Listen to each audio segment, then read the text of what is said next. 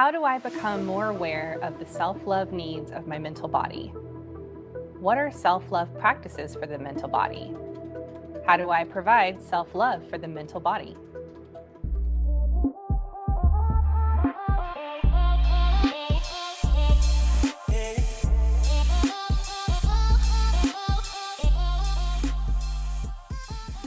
Welcome to Love Always Self. I'm Shyra. Hi, y'all. I'm Karista, and thank you so much for joining us on this special episode of Love Always Self. We are excited to be together. Yay! Yay! Not two separate boxes for once. Amazing. And what an amazing episode for us to actually be together on, because today we are going to discuss the mental body. So, what greater way than to have two minds come together? There you go. I like it. I like it. And sometimes it takes two minds to equal one. Two minds are sometimes better than one. Oh, for sure. Definitely. So thanks for joining us today. We're super excited to not only be able to be here in person, but to also just kind of display. We're in my house. This is my bookshelf, this is my couch, this is my living room, and just a little mental body behind the scenes. It takes a little bit to set up, to have the good lighting, to do all the things that we're doing here today for you guys. So pretty excited. I'm geeking out over a little bit. And of course, don't forget that if you are enjoying our content, like, subscribe, hit that notification bell. It helps us with the algorithm and so on and so forth. So, and to reach more audience. To share our message of love. Absolutely. So thanks. All right, let's jump in. Yeah, I feel like this is a fun one for me. I know for me, I'm a very mental person. So I tend to lean heavily on my mental processes. And so this was a nice exercise to think about how I do things, not only to share, but also hear about how Shyra does things, because we do things different. Yeah. And it's good to have perspective Yeah. and options, knowing our options on just how to move throughout the situation, the conversations. So, how do we become more aware of the self-love needs of our mental body? Yeah, this is one of those things where I try to think about all the different things what is the mental body? First of all, so is it the esoteric self? Is it the physical brain, right? Is it a balance between the two? So let me start with you, actually. What do you do that provides self-love for your mental body? Like I said, I'm deeply in the mental body, and I like to continue to expand my intellect. So I'm a bookworm, for one. But I want to go back to first, how do we become aware? That's true. So I know that for me, because I'm in my head a lot, sometimes I can get stuck there and not even realize that I'm stuck there. Right. And I become irritable, maybe tired, when it's overworking. Yeah. And, too much of a good thing is still too much. And our brain gets fatigued. And when we have a day where we're having to multitask and transition quickly between different things that are going on, having to recall what we were doing 5 minutes ago and being able to go back to that and quickly, it's a lot. It is. It can be a challenge. And not that I don't welcome a challenge, but sometimes we need to rest that mind. And so I recognize that when I'm overworked in my mental state, like I said, I get a little irritable. I can just desire silence. So self-awareness Yes. is a big key and a big factor into understanding the mental body. Sometimes I'll present with headaches, or maybe trying to react too quickly without actually thinking something through. Yeah. I know that I've reached a limit of what I've taken on, and I actually need to take time to rest that part of me. Okay. So becoming aware of the effects of an overactive mind Gotcha. Gotcha. is helpful to me to become aware of that mental body. Yeah, I agree with you. Well, one, the self awareness and just knowing how to tap into who you are and what your body actually starts to tell you, which check out our previous episode in this whole series for self love. And understanding that sometimes when you have over exasperated yourself in too much of a way, you'll start to feel those effects, right? Mhm. It's interesting the concept of doing too much in such a small period of time because we microdose ourselves with that. I don't know about microdose. We macro dose ourselves with that on a day-to-day basis. Like think about when you get in the car, right? Mhm. You are checking all of your mirrors multiple times throughout the entire time you're driving while you're also focused on where your destination is and also while you're maybe playing or adjusting the radio in your car and then you'll get a phone call and you put that on speakerphone. You're carrying out a conversation all at the same time that you are ensuring your safety or the safety of others if there's others in the car with you. And then add that if you have passengers in your vehicle, right? So we do this all the time. Mhm. And we don't actually realize that when you start to add more and more and more and more to your plate, throughout the entire day, because that drive could have just been 20 minutes out of your entire 24-hour period of your day, right? And now add your job and all the multitasking And the family. and then the family dynamic and letting out the pets or taking care of those or making sure you're feeding yourself. Like all of that can start to become very taxing on not only your body, but your mentality and your mental state. This is why I feel like sometimes when you have just one thing that pops in and throws you off balance from all the other things that you're doing, it seems like it's very overwhelming. Absolutely. Yeah, because we don't realize throughout the day, which is why I think I might have called it microdosing ourselves with too much information and too much stuff. But like because we don't realize we're doing it because we're doing it in such small increments, but on a much bigger scale than what we realize. And we feel like we're expected and required to Mhm. say yes and okay, I can do more. I can do more. Because if you say no, we've misperceived that as a weakness, where I see that misperception, why that's incorrect, Right. and how that's actually a strength to be able to say no and set your boundaries with other people if necessary. Absolutely. So I like to call my overactive mind when it's overactive and I feel like it's out of control. I call it my monkey mind. So just like this wild animal bouncing around, throwing shit at you, banana peels, and just bouncing around all over the place. What I find is that a lot of us take thoughts and have to make an action out of them immediately. It triggers a reaction. Yeah. When we're feeling in that monkey mind state, like out of control, overwhelmed, like this anxious monkey Yeah. rolling around in our head, it's good to recognize that and be able to maybe try and take a break if you can. Ideally, you can take a bathroom break and just sit in silence or take a 15-minute I heard a friend of mine tell me that she takes 15-minute mommy breaks every day. Nice. And she goes into the bedroom and she can do whatever she wants, Yeah. whether that's scrolling on TikTok, talking to a friend, or just sitting in silence. Mm. And that just regenerates her. And so taking an opportunity to do something like that, that gives back to that re-energizing need. The monkey mind is not a bad thing. Right.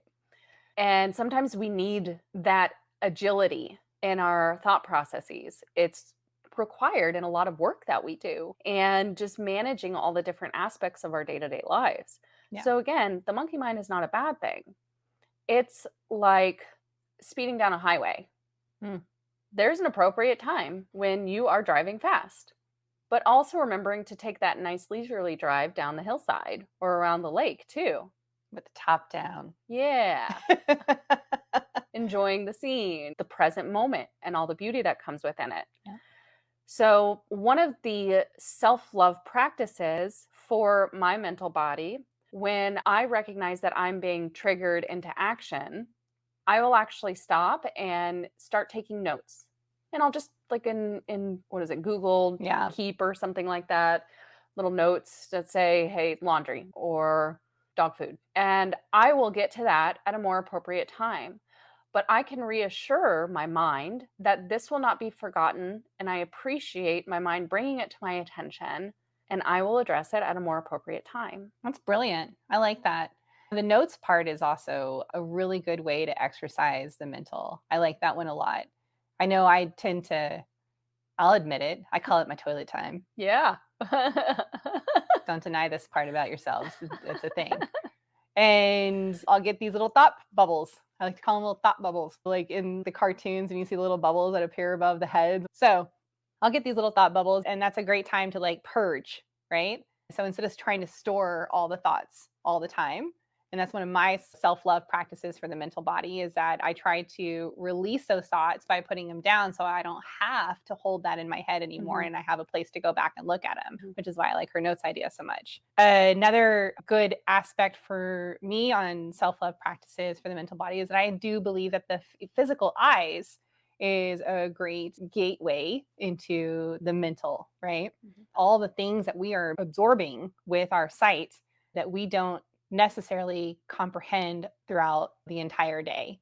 But everything that we're glancing at and picking up, we're absorbing, we're taking snapshots of. It's there in the brain, especially when you're working throughout the whole day and you're like navigating through all the different screens on your computer. If you like work at a job where you're at a computer all day, I recently saw an eye doctor, and one of the practices that he was talking about was that you set a timer on your phone or on your laptop or desktop or whatever.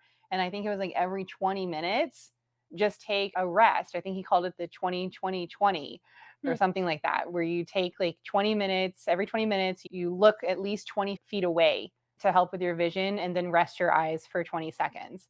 And that helps take the strain off of your eyes. And I can only imagine that it's also taking the strain off of any type of like anxiety you might be feeling and just gives yourself a little mental break. Yeah. It's hard to take those mental breaks. Yeah. And again, that's another one of those kind of boundaries or self care tasks that we have to be cognizant about doing for ourselves. Yeah. That's definitely the more practical, very easy to conceptualize. Hmm. I know meditation, we promote this a lot because it's so good for you. But meditation is also a really good practice to incorporate somewhere without your day. If you feel like you're too busy and you're not making time for that, shower when you're taking a shower. Yeah. Absolutely. To clarify on the meditation stuff, there's different ways of doing meditation as Hmm. well. So it doesn't just have to be silencing the mind, but it can actually also be paying attention to the mind Yeah. and just acknowledging those thoughts and giving your brain space to say all the things it needs to say. And that's why sometimes note taking can be helpful. I saw Dr. Joe Dispenza. He did this. Well, like I saw like a quick video or something like that, and he was talking about.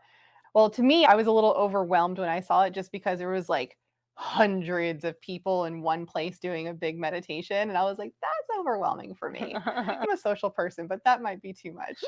But there were some people that were sitting in silence or standing in silence with their eyes closed. There were some that were just walking, and this was all a meditation.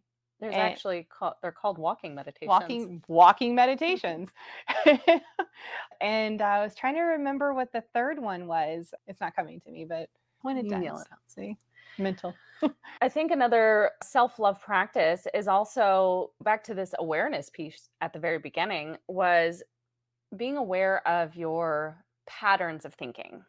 So if you feel like you're in a negative state and it's really easy to point fingers at other people, but take a minute, point that finger at yourself and say, hey, how am I looking at this? How are my thought processes? Like, are they connected with more inclined words or do they have more positive vibe feeling words in there? Or are you just down this like pattern of limiting beliefs, of negative thought processes? Because this is an important aspect of self love is when we are observing and recognizing that we tend to fall more towards that negative aspect, well, how can I work on that pattern in myself? Recognizing what your patterns of thinking are can help you in starting to make changes within that. So we have to Right. first observe it, acknowledge it before we can make a change. Yeah. Without being aware of it, what do we have to change? That's very true.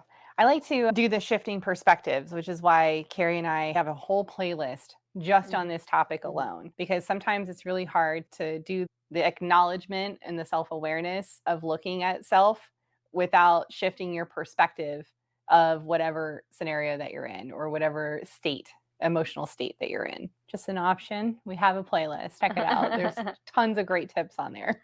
So, working on shifting your perspective after you've taken time to observe and you can become aware of your patterns of thinking. Yeah. So, this is absolutely something that is like, you got to do the work. Yeah. And your body or your brain has a pattern. So, it's like, this is the way the water flows, right? You've got a bed, like a stream going this way, and this is the way it flows. And unless you dig another trench, and encourage it to go down this way, it's going to continue to flow down that negative path. Absolutely. And starting with things like self affirmations. Oh, affirmations are great. Just take a few minutes in the morning or in the evening or both and write 3 to 5. Sometimes I like to write them on the mirror in the bathroom. Those are the best. Little Mhm. self-love sticky notes.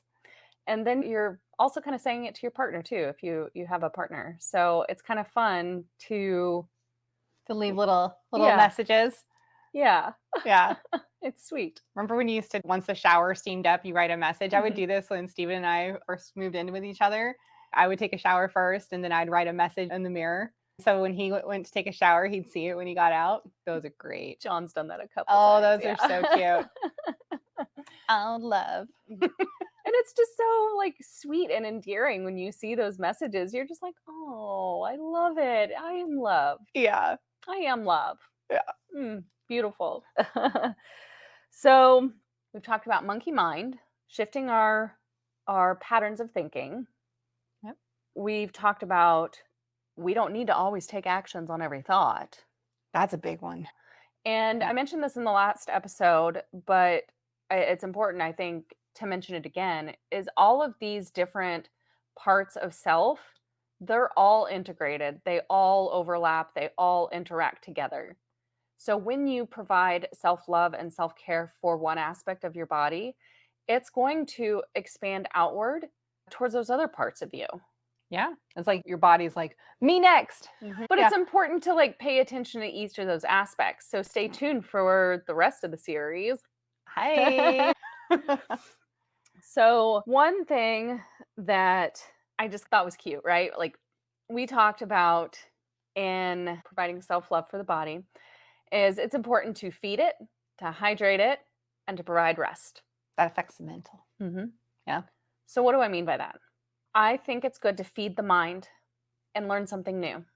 When we were kids, Yeah. we were like sponges, just constantly taking in information. And if we don't continue to practice that as adults, then I do believe, this me personally, I do believe that our mind starts to wane. Yeah. And there's even been studies that show that if you do mind games like mental, like Sudoku and crossword and word searches, these different mental games, logical games, it actually helps prevent progression of Alzheimer's in Alzheimer's patients. Mm. It keeps that mind working. That's what I'm talking about as far as feeding your mind. Pick up a new hobby. It doesn't have to be like reading a book. You don't have to read about the history of Persia or whatever.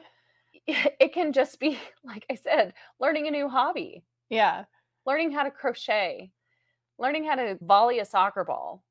Learn a new language. hmm That's what I'm going to be doing. Here Nice. we go. What language? Spanish. Oh, yeah? Yeah. Nice. Want to be prepared for a trip to All Spain. right. Yeah. So, feeding the mind, learning something new, continuing to foster growth. Mhm. If you don't feed it, it won't grow. It's like a muscle. If you don't work it, it won't build. If you don't use it, you lose it. That's the one she tells me all the time. So, hydration. How do we hydrate the mind? Yeah. When I think of hydration, I think of water. When I think of water, I think of soothing and cooling and calming and relaxing, like a bath. Well, that's Bubble bath. warm, but a pool, whatever. It's soothing, it's relaxing, it's gentle. We're not in A Whitewater spa. Rapids. A spa. Yes. Yes. So, allowing for peaceful connection with the mind, and that's where I want to come back to that adjusting our perspectives and the patterns of thinking. When we recognize that our mind is on fire, providing it with that cool hydration of peace and calm, get out that notebook, write things down, and then take a few minutes and enjoy silence, maybe some instrumental music. Maybe you have like the sound of water running. All those little fountains that you can get on Amazon where you just, I think, isn't this why, like, whenever somebody is like setting up a space, like a spiritual space or a wellness space, you have these different elements around you to help soothe different senses. Mm-hmm. So you have running water, a candle burning. You usually have a nice cool breeze in, whether that's air conditioning or whatever. And just like activating your senses, but in a calming, soothing, peaceful way. I Yeah. think of when we're doing really good hydration for our body, our skin becomes soft and supple. Mhm. And when we're not giving good hydration, it becomes thin and dry. Yeah. So I kind of think of the same thing with the mind. If we are not feeding it these soothing opportunities, it can become a little rough. Like I said earlier, I know I get irritable. It activates that other version of yourself. That reactive side. So it's good to provide the calm space when we need it. Now, not everybody needs calm space all the time, but if you are in a partnership with somebody that does, it's really important to learn to provide that time and space to that person, because that's a supportive, intimate gesture, a loving gesture that you're doing for the person that you care about, that you want what's best for them, and you want them to feel good. And just remember, the things that you do for others, you should also do for yourself. Mm-hmm. Beautiful. So, exercising the mind. Wait, I said rest, didn't I? But also exercise. So, I guess rest is more in that hydration. Yeah. A little bit. Yeah. In exercising the mind, it's important to have like a social aspect. I was going to say social. Mm-hmm. Yeah. She did more research than me on this topic. Oh, no, this is not research. This is just me sitting in a chair and writing thoughts. I was like, we'll call it a download. I'm ready. I swear I'm ready for today's episode. So socializing, back to what I said about the people that experience Alzheimer's, when they do mental games, mind logical games, it improves or reduces their risk of decreased brain function. Right. But when we add a social aspect to it, it enhances that even more. Interesting. Mm-hmm. I mean, it can just be meeting up to play cards. It can be meeting up and hanging out in your pool or the hot tub or going for a walk in the neighborhood. Yeah. Like, you can combine these self-love activities for the different parts of yourself. This is blowing my mind right now, mostly because I was just thinking earlier today about the heart-centered and the heart connection, that collective heart connection with others, and how that is so helpful for just consciousness and human interaction and things of that nature. And so there feels like there's like a big connection with all of that. I digress. And when you do exchange from the heart center, it's a lot of people feel like there's a limit on love that you have available to give. Mm-mm. But the incredible thing is when you give love, it multiplies. Yeah. So there is never a lack of this resource. Never. There's literally never lack of this resource. You just have to tap into it. Right there. It's already here. Mm-hmm. It's already made up of all this. Mm-hmm. One little note before we move on. Yes, yes. So I just wanted to clarify a little bit about logic versus intuition in regards to mental. Okay. So intuition is received via spirit, but expressed via emotion and felt in the body. Logic is all right here. We're just using information within us and maybe utilizing external information, but it's all like empirical. It feels like it's proven to us. Right. Whereas with our intuition, the only proof lies within us. That's beautifully said. I know, it just came to me. Well done. Well done, Carrie. Oh, great, great, great. I am really looking forward. In case you're wondering, we have what, two more? We have two more Yes. in this series that we're going to be doing. Yes. Emotional and spiritual. All right. We might bring a little bit of our Mountain Glass in team for that last one. Oh, So yeah. definitely stay tuned for that. I'm pretty stoked. All right. So guess what time it is, y'all? It's collective card reading time. Yeah. Oh, yeah. All right. So today we are using the Oracle of the Fairies deck by Karen Kay and artwork by Ginger Kelly. How beautiful is this? Look at the fairies. You know how much I love me some fairies. So elementals are one of my favorites. They've always been one of my favorites. Ooh, so we have not seen these cards. My guidebook is on my laptop, so I will just use it to maybe pick out keywords after we've felt into the cards. Okay. So these two came out together and these two came out together. All right, so first card is Wish Wisely. Ooh, so let's see here. Descriptive wise, this fairy, we are looking at it from a profile perspective. So you see the profile of the wings, you see the profile of her. She's got long brown hair. She has a crown and she's holding what looks like Almost like a star. Yeah, it looks like a star, like a spark of some sort. And it's shining pretty bright. And she looks like she's wishing upon a star. Oh, yeah. I love this. So I'm just going to read it to you real quick. It says, use your wishes wisely to manifest your heart's desire and take practical steps towards making your dreams come true. We're in very intense manifestation season, y'all. Yeah. So with that Jupiter-Venus conjunction just the other day on, what was that, 3-2? Yep. We have been literally repeatedly hit by a lot of solar flare energy and the energy that comes off from those massive solar flares that have been happening on our sun.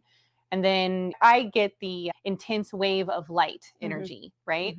Over and over and over again, which to me literally is like increasing not only our consciousness and our awareness, but I feel like it's also bringing us the ability while doing that to manifest a lot quicker. I think this is a beautiful reminder as well to lean into that creative imagination and daydream about what you really want. I know when I was a kid, do you remember those little like 4 things that you would like, the little handheld things that you would, like you would make out of paper and then you like fold them all right together inside of the folds, and then you would do this little thing. Yeah. And like, this is going to be what my husband's like, or this is going to be the house that I have, or something like that. And I don't know, I just remember daydreaming about all these different options that I had as a kid. And isn't it funny that the older that we get, the less we feel like we have options? We forget to wish upon a star. Yeah, we forget to dream beyond our perceived limitations. Right. And when we are dreaming within our limitations, are we really dreaming? Oh, good question. So the first thing that I see when I look at this guidebook is wishing and manifesting are very similar. And then it actually talks about writing down your wishes. And this is a part of actively manifesting. That's cool. So one of the things that I remember Shyra and I doing was we did a little fire ceremony out in the backyard in her fire pit. Oh, that's fun. I loved that night. And we did this in a couple different ways. So not just writing down what we were manifesting, but also things that we were ready to let go of, Yeah, things that were that's no longer powerful. serving us. And that is a powerful part in manifestation as well, is letting go of things that no longer serve you, because that's just baggage that you're carrying around and that's affecting you. Ugh. Okay. Oh, I'm excited for the next one. Next one. Interesting. Wait for winter. Very similar colors. Okay, so this particular card, she has a crown. She's looking straight forward at us, like straight onto us. You see her wings, they're all made of light. Her dress is made of light. Her arms are out, and it looks like she's giving me Elsa vibes. And then, of course, the card says, wait for winter. And says, during the colder months, the fairy queen of winter will help you manifest your most heartfelt wishes as long as your intentions are for the highest good of all. So it's interesting that she is bringing forward the winter, right? Because, well, when it's winter, it feels like resources are a little bit more scarce. It's almost like you have to prepare more for what's to come. Mm-hmm. Yeah. There's this sense of shadow. Mm-hmm. I don't want to say darkness because it's not necessarily a physical experience of seeing less light, but rather this sense of maybe things coming to an end. But I think we forget that that is what starts new beginnings. Agreed. So again, it's talking about manifesting for your most heartfelt wishes. And so focusing on your intentions, right? And that's one of the words in here, as long as your intentions are for the greatest and highest good. So if our wishes, what we're trying to manifest, is not for the greatest and highest good, but maybe you're saying, oh, I wish they would get what they deserve. Ooh, don't do that. Don't do that. You're creating an attachment. B, what you send out is like a boomerang. Yeah, energy's bouncy. And C, doesn't it feel better to forgive and let go? Like, what a weight off.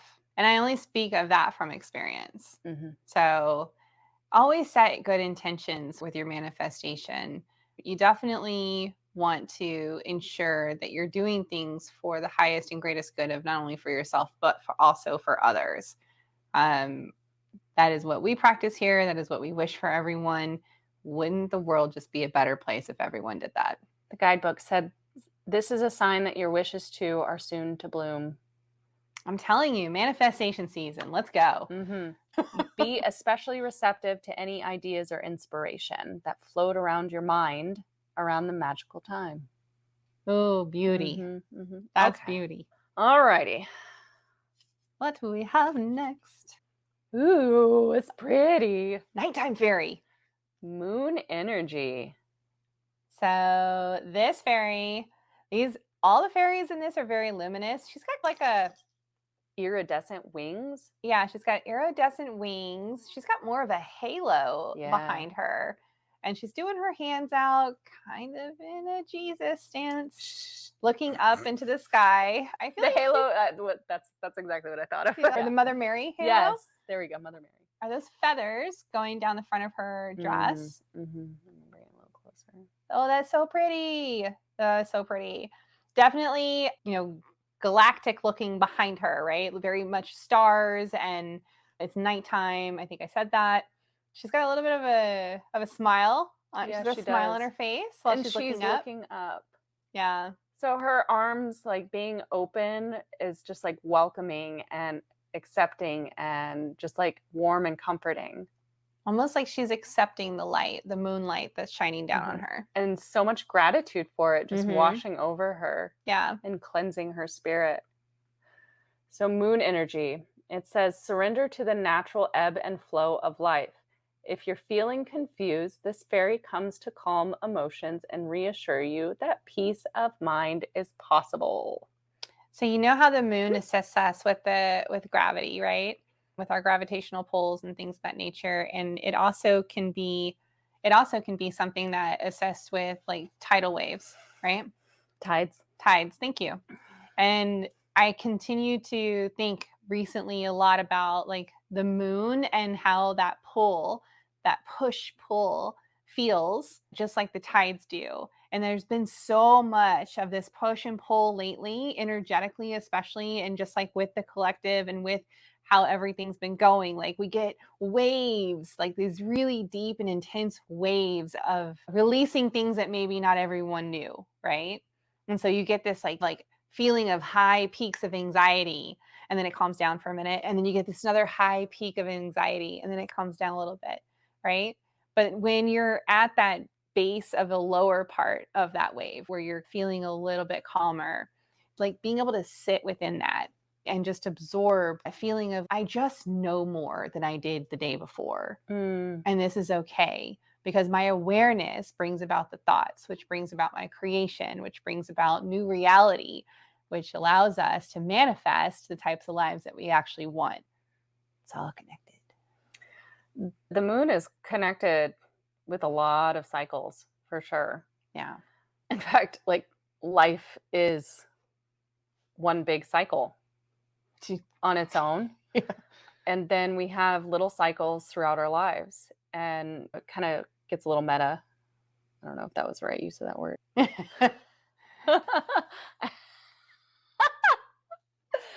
Anyways, we are all affected by the moon. We are all being impacted by it, whether or not we are aware. Right. For example, when the moon is full, people have a hard time sleeping. Mm-hmm. It's a lot brighter outside. Yeah. Did you know that the birds during a full moon sometimes will wake up in the middle of the night too? Oh, I didn't know that. Because it gets so bright. Yeah. I had a random thought of owls, and I was like, owls are such a conundrum to me. But they whoo at the moon.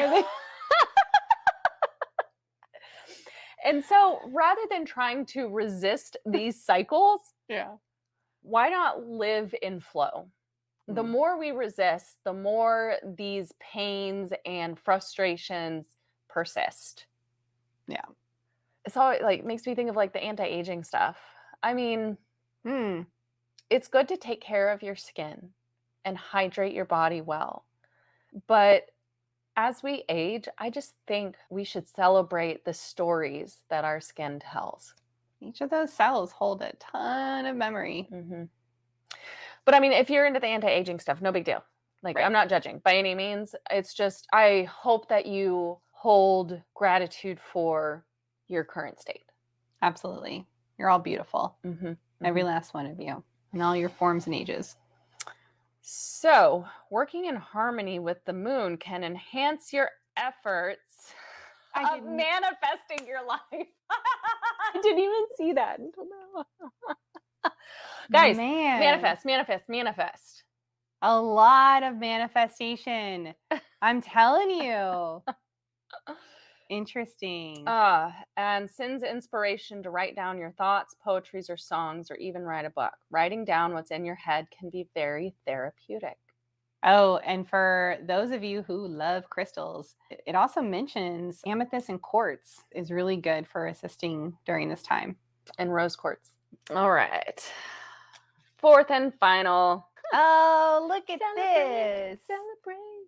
So this card also, this is the first time I've seen a guy in a card, in these fairy cards. It's a masculine fairy. I love it. And it looks like a bride and groom fairy dancing. Like they're celebrating romance. They're celebrating romance. And it looks like it's at night. It's got a little bit of that Avatar kind of feel to it, you know, when it turned to nighttime and everything lit up. Got like some sparkly mushrooms on the bottom right. Yeah, got some lanterns hanging from the trees. You've got, and she said the mushrooms. Very, very cool. Celebration. What does that say? I'm sorry, I can't read it. So get ready to let your hair down and celebrate. It's time to go out to dance and play. An invitation could be on the way. That is super cool. Well, but I'm looking at all this Yeah. manifestation, right? Like wish wisely. So we're focused on the specifics and wishing big and daydreaming big, not dreaming within limitations, but being unlimited. And then we're waiting for the right time and trusting that the universe is going to provide when it's supposed to at the right time what exactly we need in that Yeah. manifestation energy.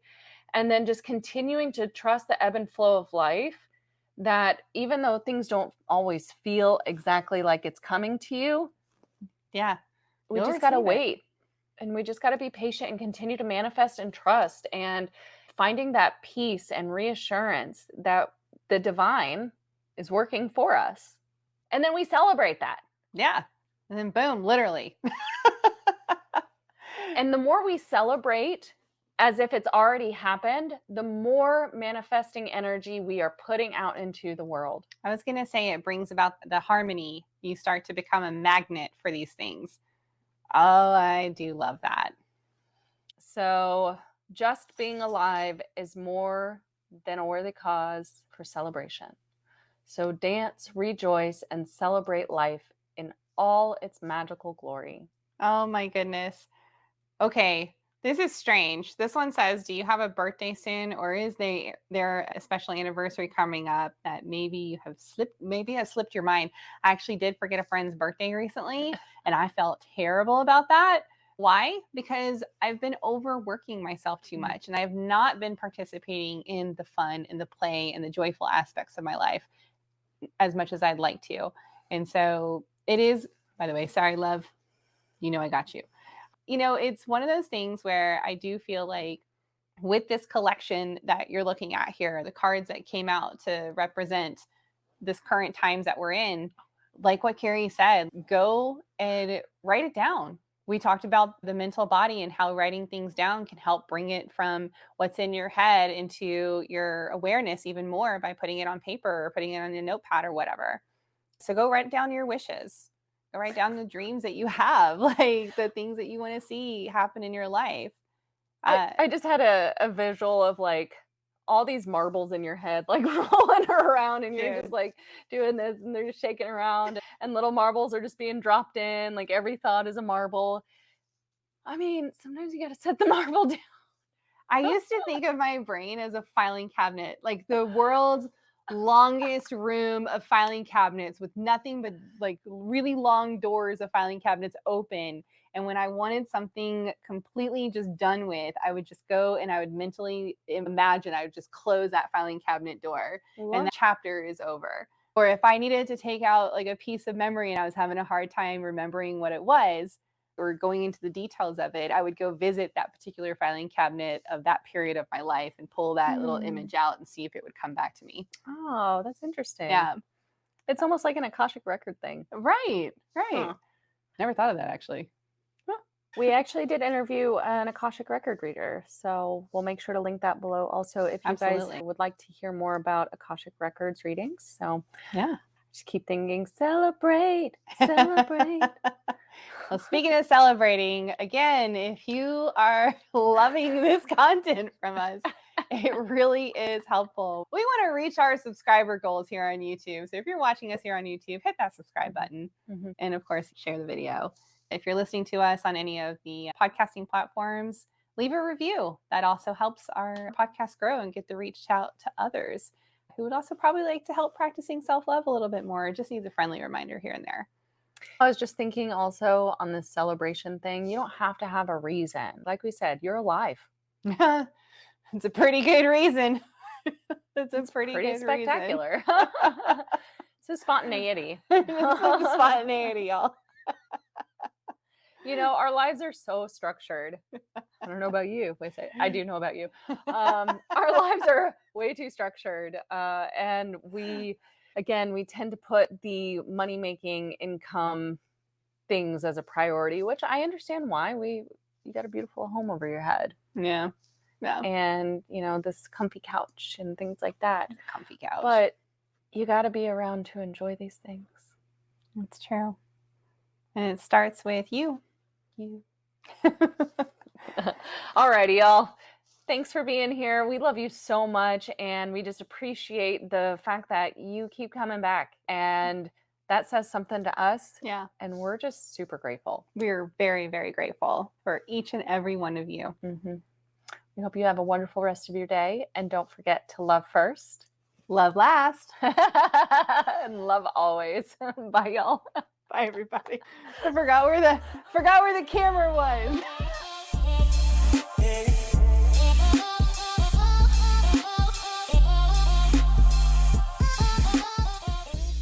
Hey, listener, thank you so much for taking the time to be with us in this moment. We hope you enjoyed today's episode, and we look forward to our next connection.